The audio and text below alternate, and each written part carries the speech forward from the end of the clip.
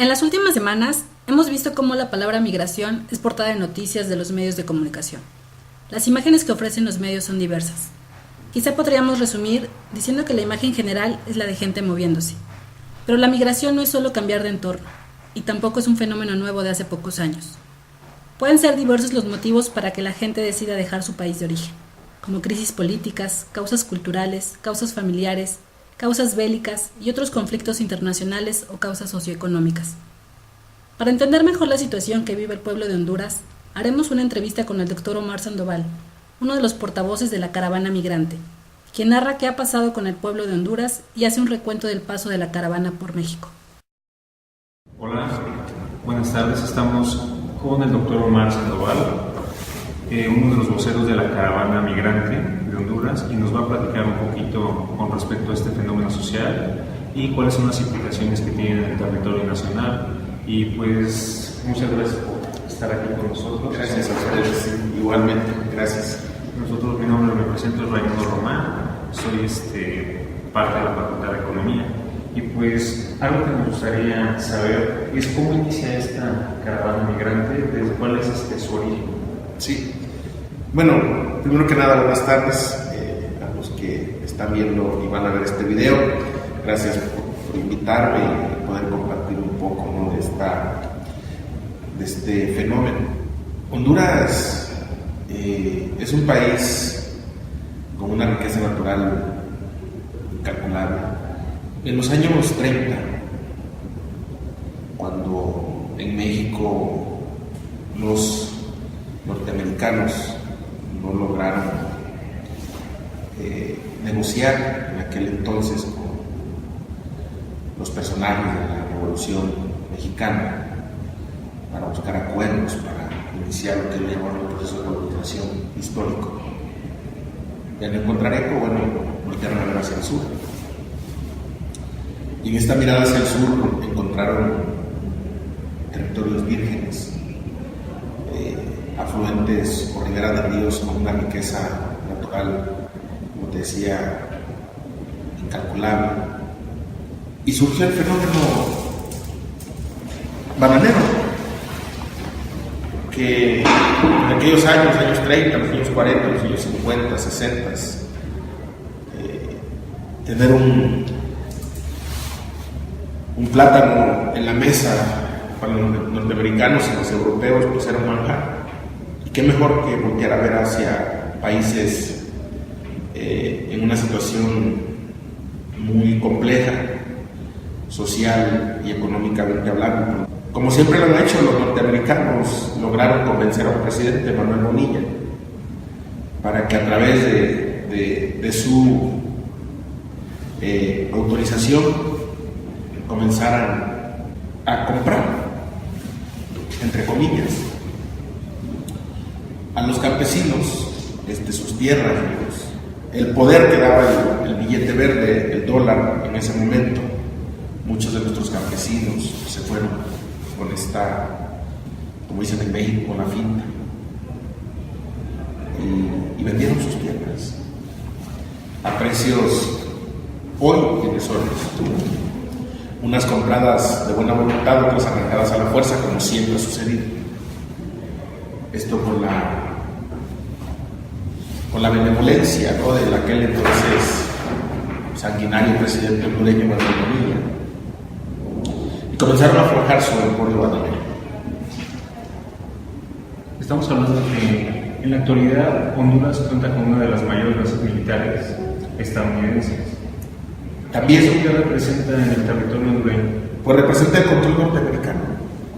Representa el control norteamericano sobre las comunidades hondureñas, pero en el pasado, en los años 80, representó también la represión por parte del gobierno norteamericano hacia los movimientos sociales que habían surgido en Nicaragua, en El Salvador. Somos el segundo productor de plátano en el mundo, pero esa riqueza de la agroindustria nacional no pertenece a los hondureños, pertenece a transnacionales norteamericanas, a la Standard Food Company, a la United Fruit Company, a la Banana Dole Fruit Company, entre otras. y uno de los principales socios de una de las empresas internacionales más grandes de hecho ostenta el 57 o el 60% de las acciones del Standard Oil Company, pues se llama Donald Trump. Es muy complejo el problema de Honduras. Hemos sido un país colonizado, controlado por los norteamericanos. En los años 60, 70, todavía principios de los 80, golpes de estados provocados por la injerencia norteamericana en la política interna de nuestro país, las negociaciones que hacían con un general o hacían con otro general, cuando les convenía un general, lo quitaban y ponían otro. Pero también se vivió un periodo de terror con la guerra sucia en Honduras. Hay antecedentes muy crueles de lo que fueron los años finales desde el 74, 75, 76, 77, 78, 79, 80, todavía hasta el 85. Hay cosas verdaderamente brutales en la historia política de Honduras, la desaparición de luchadores sociales, entre ellos pues, mi padre, asesinato, incluso muerte de activistas sociales. Con todos estos antecedentes hemos ido viviendo en Honduras durante estos años. En la actualidad, ¿cuál es la situación actual de Honduras? ¿Cómo se vive en Honduras? ¿Cuál es su salario real recibido? Mira, para poder llegar a este punto, vamos a platicar un poco de lo que pasó en Honduras. Primero en el 2009, en el 2006 los hondureños elegimos un presidente, a Manuel Zelaya, el cual, bueno, llega a la presidencia de la República y ve las condiciones en las que está el país, ve que la situación en Honduras es verdaderamente terrible y decide, sin consultar, obviamente, a los norteamericanos, buscar el apoyo de países que verdaderamente tuvieran ese sentido de solidaridad con los países latinoamericanos, y se acercó a Venezuela, se acercó a Brasil, se acercó a Argentina, a Bolivia, a Cuba, a Ecuador, y estos acuerdos obviamente eran en beneficio del pueblo hondureño, principalmente en cuestiones que durante años habían sido total y absolutamente olvidadas en Honduras: la educación, la salud, una vida digna, porque en ese momento todavía en Honduras había lugares donde no había luz, lugares donde eran inaccesibles porque no había carreteras en el siglo XXI. Y durante 3 años estos acuerdos fueron creando un mejor ambiente de vida de los hondureños. De hecho, hay antecedentes que entre el 2006 y el 2009 pues no, la migración bajó de manera considerable en Honduras, porque había condiciones de vida, había poder adquisitivo, se vivía, no te voy a decir que se vivía así con riquezas, pero había para comer. Obviamente esto no le gustó a los norteamericanos, porque se firmaron acuerdos también para hacer de Honduras un país petrolero, porque tenemos riqueza petrolera, muchísima riqueza petrolera. Y obviamente esta riqueza petrolera está siendo y ha sido vigilada celosamente por los norteamericanos para después ellos hacerse de esta riqueza petrolera que pertenece a los hondureños. Se firmaron acuerdos con PDVSA, con Petrobras, con unas compañías noruegas, para explotar y crear en Honduras condiciones favorables para explotar el petróleo, y que el producto de esta riqueza petrolera fuera para los hondureños, para mejorar la calidad de vida de los hondureños, que hubiera poder adquisitivo en Honduras, que hubiera trabajo, que se detonara la economía nacional a través del petróleo. Pero nuevamente, esto no le gustó a la oligarquía política de nuestro país, porque en Honduras son 10 familias las que dominan nuestro país. Y bueno, viendo el golpe de Estado brutal. Yo soy sobreviviente de ese golpe de Estado, con organizaciones sociales, universitarios, estudiantes, académicos, sociedad civil, se volcó a las calles en Honduras en repudio a lo que había sido una clara intromisión a nuestra vida política en Honduras a través de la injerencia del gobierno norteamericano, a través del embajador de Honduras en ese momento y la entonces secretaria de Estado norteamericana Hillary Clinton, quienes fraguaron este golpe de Estado en Honduras y que devino en una crisis política que aún no se acaba en nuestro país. Y todas estas condiciones políticas en Honduras hoy tienen a nuestro país sumergido en una crisis económica, política y social muy grande, muy grande. A raíz de eso, cuando él llega al poder como interino,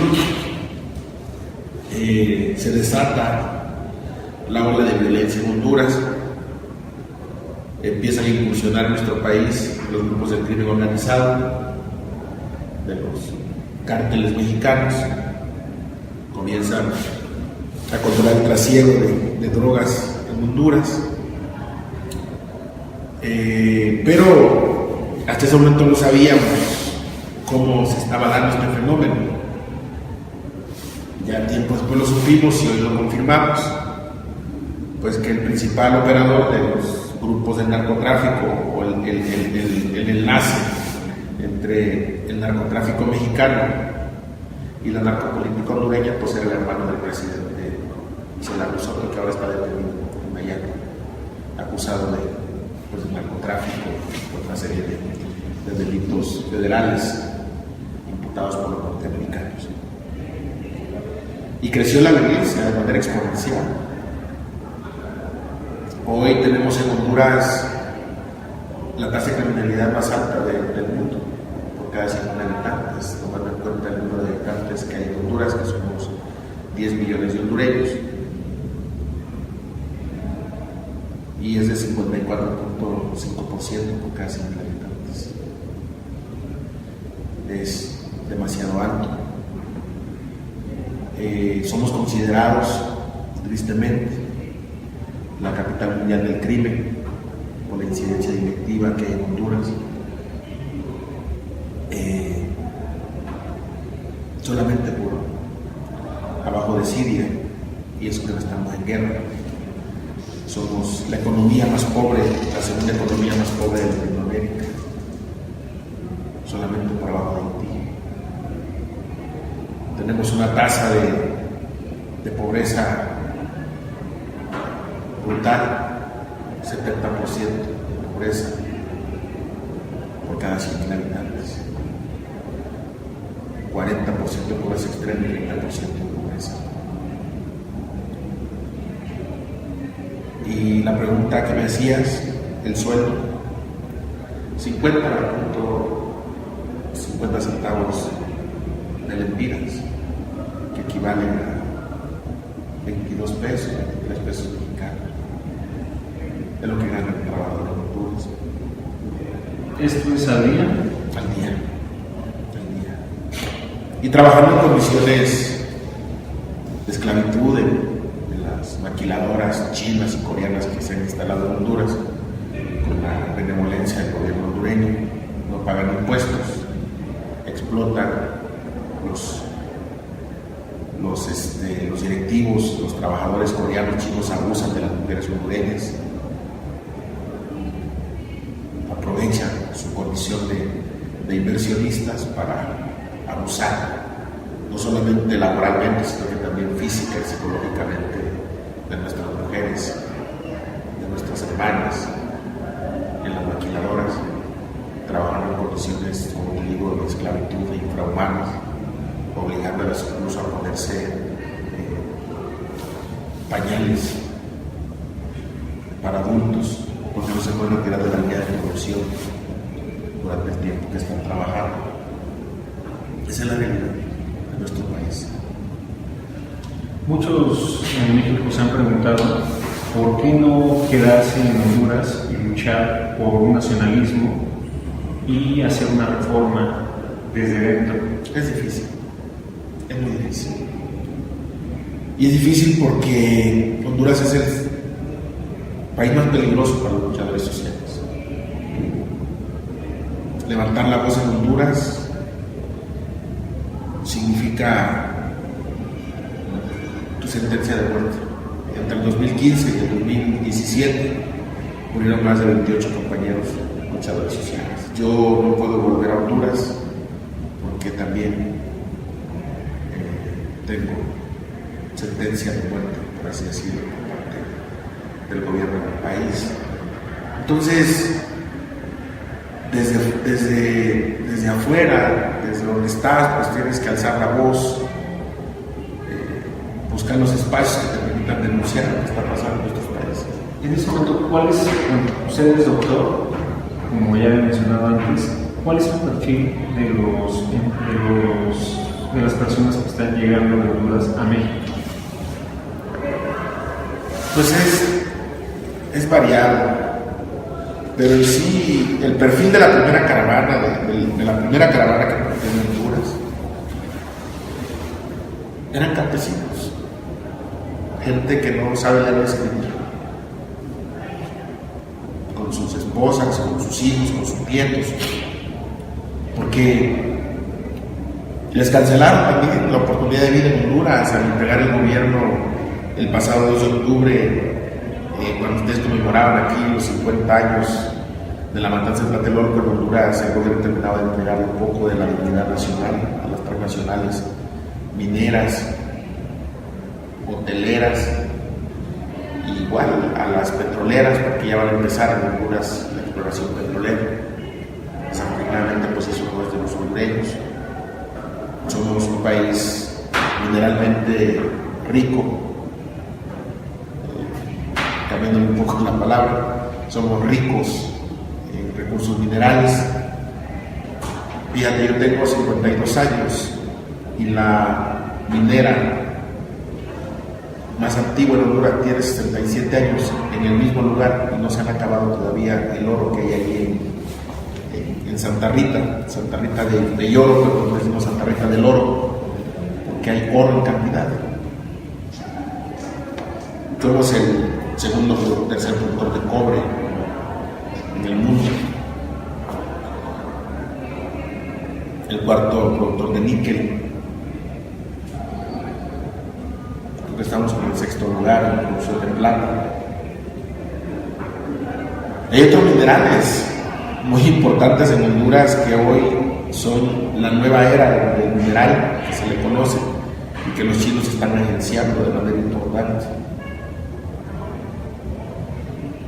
Pero nada pertenece a Honduras, nada es de los hondureños, nada de eso beneficia al pueblo hondureño, al contrario.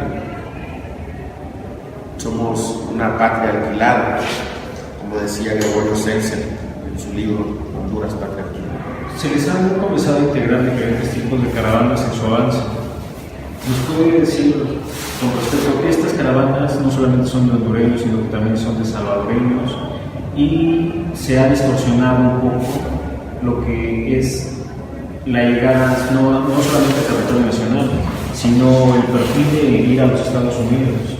Mira, el tema de la caravana migrante es muy complejo. Es muy complejo, sobre todo en cómo se da el movimiento migrante. Yo te aseguro que van a surgir voces que la caravana viene financiada. Y realmente la caravana, pues, la primera caravana nunca ha sido financiada. No ha habido dinero de por medio, ni un peso.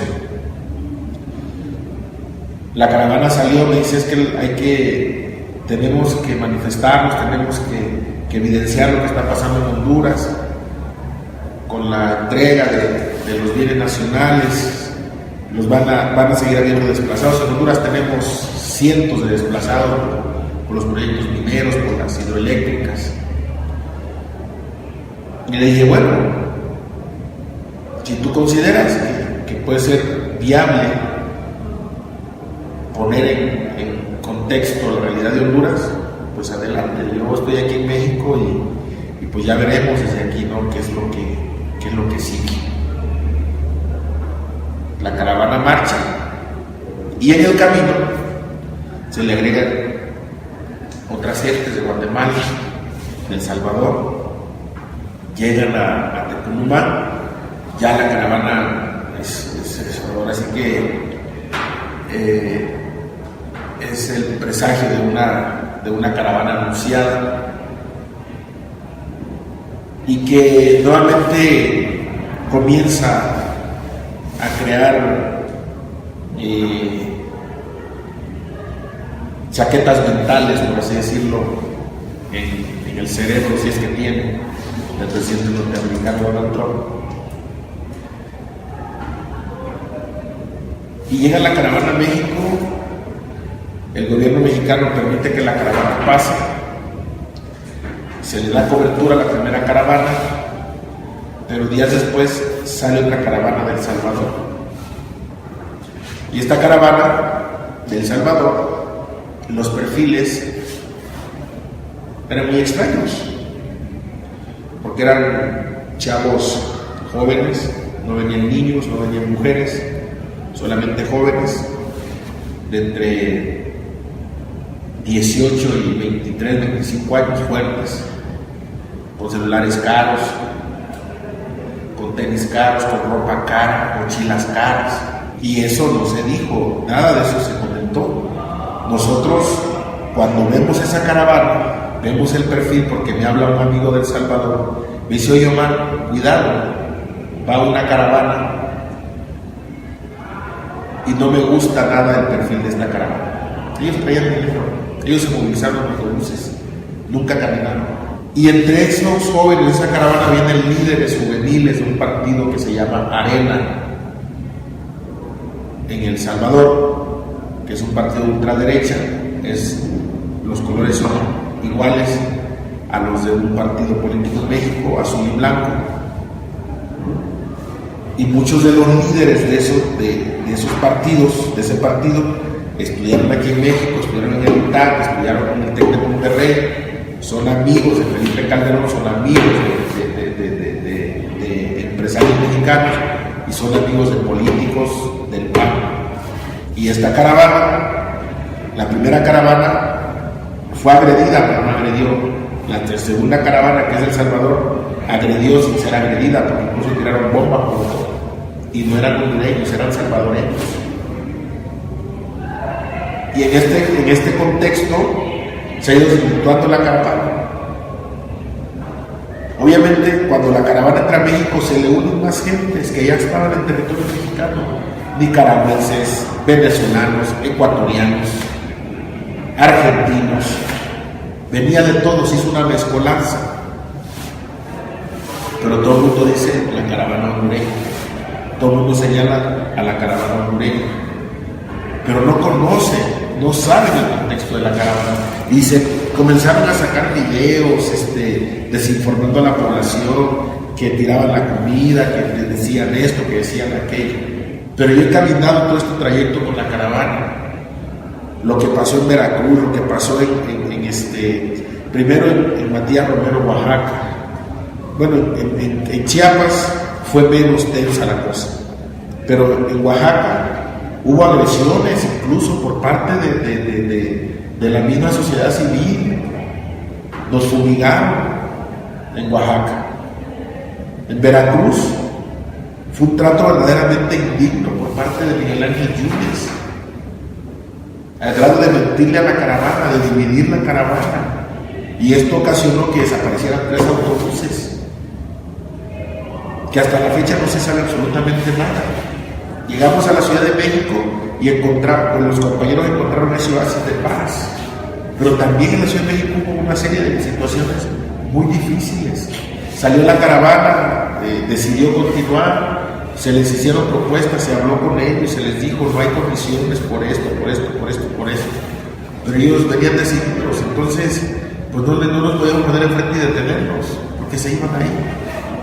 En Chiapas y Oaxaca se les hizo una propuesta por parte de Peña Nieto, mi casa es tu casa, pero era una propuesta verdaderamente con el único objetivo de contener la caravana en el estado de Chiapas y Oaxaca. Pero ¿cómo le ofreces a migrantes condiciones en estados donde están peor sus habitantes? Chiapas es un estado expulsor de migrantes también, migrantes internos.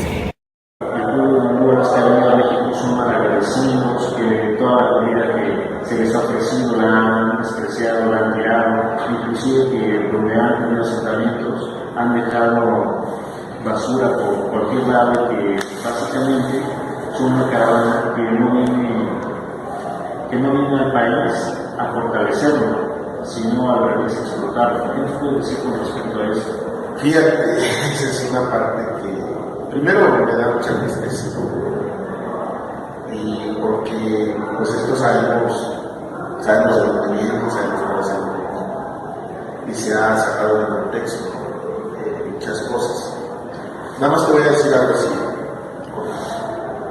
Hablan de la caravana, pero no hablan cómo quedan esos lugares donde se dan espectáculos,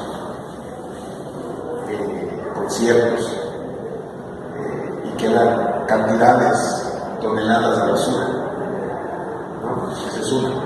La otra, por ahí se fue un video que no comían frijoles porque ni los puercos se lo comen. Y ese punto lo quiero tocar porque, por ejemplo, que nadie dijo lo que nos hizo el gobierno del estado de Jalisco, de llevar lo que dicen salsa verde con una cantidad impresionante de chile, que nadie, incluso los propios voluntarios, dijeron, pues qué poca madre, ¿no? La del gobierno del estado, de mandar esta cantidad, esta comida con esa cantidad de chile, pobre gente, ¿cómo se va a comer esto si nosotros no la podemos comer? O que vendían frijoles en mal estado, frijoles ya descompuestos. Nadie dijo de los casi 100 y pico migrantes que se enfermaron por comer pollo en mal estado. Entonces, todas estas situaciones. No somos un pueblo malagradecido. Yo les quiero decir, hablo no en nombre de la caravana, hablo en nombre de los hondureños. Somos un país noble, que como ustedes, los mexicanos, hemos sufrido también las vicisitudes de un modelo económico que ha terminado con nuestras aspiraciones. Somos un pueblo alegre, somos un pueblo viañero. Llegamos a Veracruz, llegamos a la Ciudad de México, pudimos llegar a Querétaro, donde yo debo decir, con todo respeto, la actitud del gobierno de Querétaro fue de solidaridad total del pueblo de Querétaro, de Guanajuato por igual. El trato de Nayarit fue también un trato humano. Dijeron, no podemos tenerlo, no puede pasar por el estado, porque estamos peor que ustedes. Acaba de pasar un huracán que destruyó prácticamente la mitad del estado, y estamos en una crisis también, pero vamos a apoyar con 150 camiones para que puedan llegar a Sinaloa, y Sinaloa hizo lo mismo, trasladó a la caravana a Sonora hizo lo mismo, a Mexicali, de Mexicali a Tijuana, y Tijuana ha sido una verdadera masacre humana en el sentido de los derechos humanos. Ha sido una cuestión de homofobia, de fobia, xenofobia por parte de la sociedad. Nos instalaron en condiciones verdaderamente terribles, muy cerca de la línea fronteriza. Hasta allá llegaron grupos de ciudadanos inconformes con la caravana a insultar a los compañeros, a maltratar a la caravana, a exigirles que salieran del estado de la ciudad de Tijuana, que no eran vecinos de Tijuana, porque eran esto, porque eran aquello, o sea, una serie de adjetivos, nada que ver con mucha gente de la caravana. Pero la caravana ya estaba infiltrada, ya habíamos detectado, ya sabemos que la caravana estaba infiltrada. Yo hablé con los voceros, no voy a mencionar los nombres porque no quiero entrar en polémica con los compañeros, pero sabíamos que la caravana estaba infiltrada, sabíamos que había condiciones ya muy difíciles para la caravana, Y en ese momento yo les dije, esto hay que despresurizar esta caravana, hay que hablar con los compañeros, hay que hacer asambleas para plantear la situación, pero ya había individuos en la caravana. Incluso ayer el mismo secretario de Seguridad, el jefe de la Policía Federal, Magnelich, da una conferencia de prensa y dice que dentro de la caravana, dentro de los que intentaron entrar a Estados Unidos el pasado domingo, no eran solamente hondureños, eran también un grupo de mexicanos que se encontraron en esa caravana. Entonces, en ese contexto, la caravana es una situación muy difícil. Hemos tenido una serie de reuniones y se han logrado ya algunos acuerdos. El pasado fin de semana tuvimos asambleas en Tijuana y pues hoy ya muchos compañeros pues entendieron la situación y muchos les dijimos pues hay dos opciones: regresarse a Honduras o regresarse a los estados que les estamos ofreciendo en este momento a ustedes condiciones para que puedan vivir en México con una visa de trabajo. Aguascalientes, Nuevo León, el propio estado de Querétaro, Sonora y el propio estado de Baja California Norte y Sur, que ofrecen ciertas plazas para los que quieran trabajar. Entonces muchos pues tienen la intención de llegar a Estados Unidos, no eran parte ni siquiera del primero, ni del segundo, ni del primer contingente, ya estaban aquí en el país en camino y se dieron a la caravana. Hay muchos compañeros que ya se quedaron, muchas familias que están aquí en la Ciudad de México, en diferentes puntos, era lo que estaban tratando de llegar también, que ya les están otorgando su permiso de trabajo. El gobierno de la Ciudad de México, una vez que llegue Claudia Sheinbaum, van a haber programas para capacitarlos, para que puedan autoemplearse, programas de autogestión, de cooperativas, o sea, se les va a dar la oportunidad, porque ellos quieren. Muchos dicen, ya perdí todo en mi país, perdí mi familia, me violaron a mi esposa, me violaron a mis hijas, también me violaron a mí, me quitaron mi casa. Lo único que me queda es la vida. Lo único que me queda es la dignidad. Porque si no le di la casa al narcotraficante, me la quitaron por la fuerza. Y suerte que estoy vivo. Esa es la realidad. José Omar, muchísimas gracias por habernos conseguido esta entrevista. De verdad, como no tener. Me retiro con esta frase. Decía José Martí que cuando las trincheras de piedra se imponen, solamente quedan las trincheras de tejas. Y Emiliano Zapata, reunido con sus hermanos allá en Plan de Ayala, cuando decía, sé que la traición llegará, pero hay que buscar la libertad. Y para ser libres como el ave hay que abrir nuestra jaula.